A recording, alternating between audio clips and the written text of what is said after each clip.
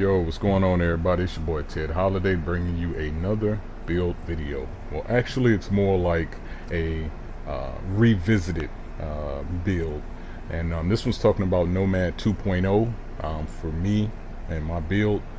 Um, it's not 3:30 in the morning this time like when I was recording the Nomad video, so I'm going to be able to go on more into detail and tell you guys how these things work and what I have and so on and so forth. So without further ado, let's get into it. Alright, so I got the house. I have Deadly and Vicious on it. That's still the same house from the previous video, but I didn't go into detail on why. Now, with Vicious, as long as you have 2 segments of health, you're going to have an extra 10% crit chance. And you stack that on top of Deadly and the Nomad Overheal. So basically with the Nomad Overheal, you have 1.5 bars of health. So they basically have to take off that half from your Overheal and they have to take off another segment of health in order for your Vicious to not be activated. And with the toughness that you have, that's not easy to do. Okay, so for 1.5, for a half of a health bar and a whole nother segment, you have Vicious up and running with Deadly. Okay, so that's why I have the house and how I run it, why I run it with the Nomad. Now let's talk about the lightweight M4. This is not a killing weapon at all. This weapon is strictly for survivability and sustainability. Okay, it's got sustained on it, and it's got predatory. Now with the Nomad constant heal that you're going to be getting, you combine that with predatory from finishing off a down player, you have a nice quick heal over time. And then you naturally have health on kill from your Nomad set, and you combine that with sustain, you'll get a big jump in health. Okay, and I'm going to show you a clip of that right now.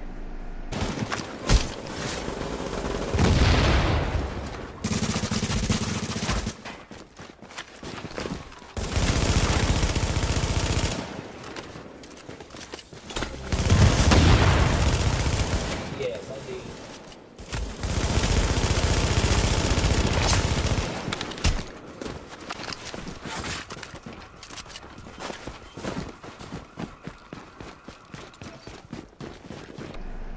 As you can see, that is a big jump in health, and it gets you back in the fight, and it gets you some quick heals, and it lets you keep moving. Okay, and with the Vicious, I mean, these synergize so well together. You drop them with this, and then you go ahead and finish them with that, and you're back in the fight again. All right, so that's the weapons. We can talk about the mods I have on it, but that's nothing special. Let's just scroll over here. Sorry about that.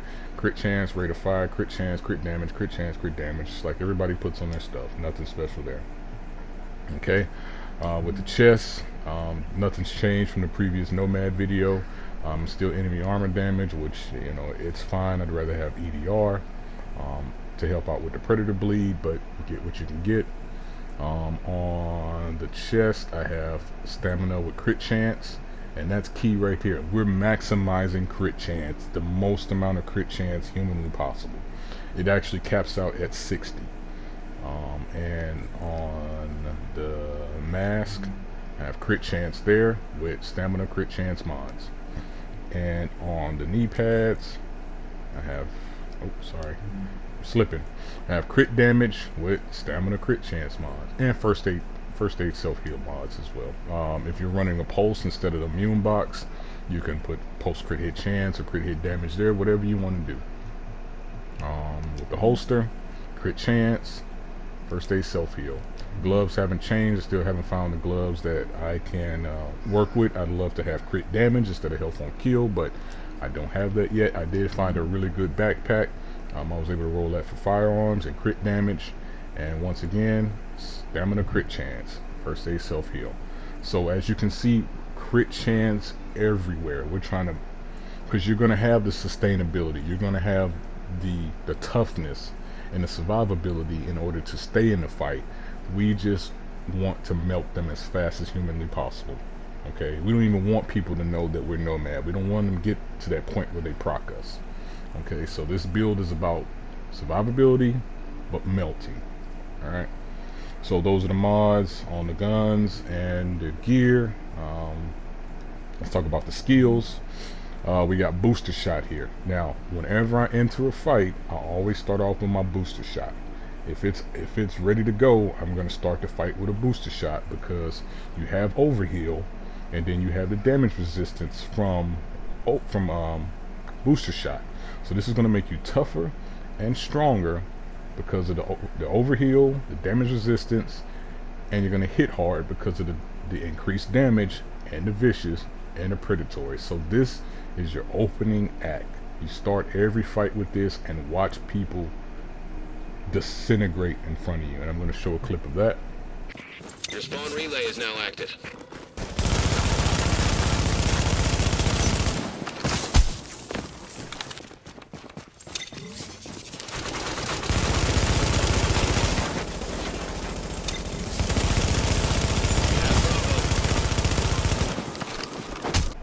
So as you can see there, you start the fight with a booster shot, and people usually don't stand a chance. 9K, 8K, it doesn't freaking matter.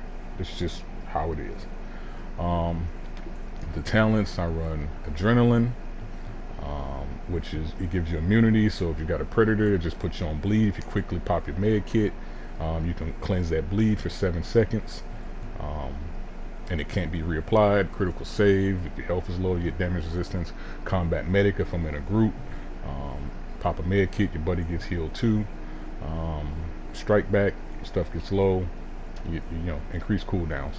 You know, so that is pretty much it. We went over the weapons, why vicious and deadly is important because of the overheal. We went over the skills, which is your booster shot. Combine that with your vicious and deadly. I mean, your finishing weapon, make sure you drop them with the house, finish them with the lightweight. And we went over the pieces. Now let's talk about the character sheet real quick. Weapon damage is about 19,000, which is not bad for a survivability build. You see I have max crit chance right off the bat. Right off the bat. It is capped out. It can't get any higher than this. So, I mean, you're going to see crits for days. Crit damage, pretty good. If I had crit damage on my gloves, it'd be even higher. Well, the rest of that stuff doesn't really matter too much. I mean, your SMG bonus, whatever the case may be. 30% health on kill. That is not even including the 6% that you're going to get from sustain for dropping an enemy, for finishing off down enemies. So that's 36% of your health. That's a third of your health bar back with predatory. Skill power is not important. You see the toughness, see the max health, max armor mitigation there. I'm getting 18,000 health back per second, which is amazing, and that doesn't even include the predatory, which gives you 35% back over 20 seconds.